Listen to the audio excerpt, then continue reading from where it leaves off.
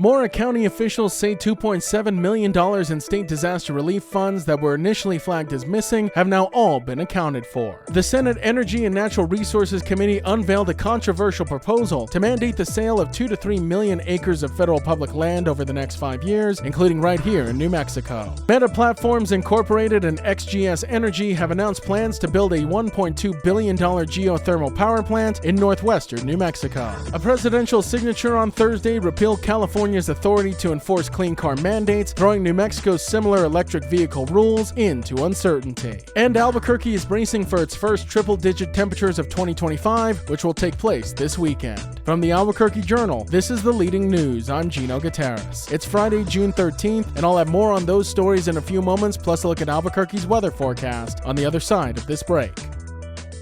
This episode is brought to you by the Kirtland Partnership Committee. For 30 years, we've been dedicated to supporting, growing, and preserving the Kirtland National Security Complex. We work tirelessly to enhance military readiness, foster community partnerships, improve quality of life, and promote economic development right here in New Mexico. Join us in our mission to ensure that Kirtland remains a cornerstone of national security and a key provider of quality jobs and investment for all of Greater Albuquerque. Together, we can make a powerful impact. Kirtland Partnership Committee, proudly shaping the future of our national security for 30 years. Mora County officials say $2.7 million in state disaster relief funds that were initially flagged as missing has been accounted for, clarifying that no embezzlement occurred. The funds are part of $41 million in no-interest state loans meant to support recovery efforts from the 2022 Calf Canyon Hermit's Peak fire. The county, facing staffing shortages and financial oversight issues, is now taking steps to improve transparency and controls. State Auditor Joseph Maestas and Attorney General Raul Torres launched investigations last month to ensure accountability. The $41 million remains under the state treasurer's oversight and will be used for road and infrastructure repairs once approved by FEMA. The Senate Energy and Natural Resources Committee unveiled a controversial proposal to mandate the sale of 2 to 3 million acres of federal public lands over 5 years in 11 western states, including New Mexico, to spur housing development. Unlike a similar House plan recently scrapped, the Senate version expands eligible lands to include both BLM and Forest Service holdings. Critics, including Senator Martin Heinrich, a Democrat from New Mexico, blasted the move as a, quote, fire sale that threatens jobs, conservation, and public access. While the bill excludes national parks, monuments, and protected areas, conservationists are alarmed by vague language allowing for, quote, any interested party to nominate land for sale, which could potentially open the door to foreign and corporate buyers. Supporters like Senator Mike Lee, a Republican from Utah, argues the measure cuts waste and boasts housing affordability. But opposition is mounting from outdoor groups like Trout Unlimited, who warn it could devastate vital wildlife habitat and outdoor recreation access. Meta Platforms Incorporated and XGS Energy have announced plans to build a $1.2 billion geothermal power plant in northwestern New Mexico. The aim is to fuel data center growth and support the state's emerging geothermal industry. The project, which is slated to be completed somewhere between 2028 and 2030, could generate 150 megawatts of renewable energy and support Meta's expanding Los Lunas data center operations. It marks only the second geothermal plant in the state and will use XGS's waterless technology to connect to the Public Service Company of New Mexico's grid. The announcement coincides with a major new report that highlights New Mexico's 163 gigawatts of geothermal potential. With surging demand for energy for AI and tech infrastructure, officials and advocates say geothermal offers a reliable, year-round clean energy source. The project is expected to create up to 3,000 construction jobs and 100 long-term roles, underscoring the growing interest in geothermal as part of a resilient, low-carbon energy future. A presidential signature on Thursday repealed California's authority to enforce clean car mandates, throwing New Mexico's similar electric vehicle or EV rules into uncertainty. New Mexico had aimed for 82% of new car sales to be EVs by 2031, following California's model, but the repeal undermines the legal foundation of those plans. The state has joined a lawsuit to challenge the repeal, while automotive deals continue their own legal battles against the mandate in the state's Court of Appeals. Only 2.9% of registered vehicles in New Mexico are electric or hybrid, and the state currently lacks the infrastructure, with just 932 public chargers to support large-scale EV adoption, especially in rural areas. Still, state officials remain committed to expanding clean transportation through tax incentives and infrastructure investments. As legal challenges unfold, both supporters and critics agree the decision opens the door to revisit how best to shape New Mexico Mexico's clean transportation future. And Albuquerque is bracing for its first triple-digit temperatures of 2025 this weekend, with highs expected to hit 100 degrees at the Sunport and 102 in the valley on Sunday, potentially breaking records dating back to 1939. Monday may also set a new high as well. The National Weather Service warns these temperatures are up to 10 degrees above average. This heat wave is also the first test of a new city ordinance requiring landlords to provide cooling in rental units. Tenants without adequate cooling can report violations by calling 311. The city is also aiding unhoused residents by distributing heat relief supplies like sunscreen and water bottles. Public pools are open and serving as a refuge, with lifeguards embracing the sun despite the rising temperatures. The leading news is powered by the journalism of the Albuquerque Journal. If you enjoy all of the news we share with you here on a daily basis, please consider becoming a digital subscriber to the Journal by utilizing the discount code in our show notes. Every subscription helps support local journalism and allows us to provide you with the news that matter to you. Now taking a look at Albuquerque's weather forecast, sunny skies are expected today with a high near 97, and as for this evening, mostly clear with a low around 63. To keep up with all the latest news from the Albuquerque Journal, you can visit our website at abqjournal.com. That's the leading news. I'm Gino Gutierrez. We'll be back on Monday.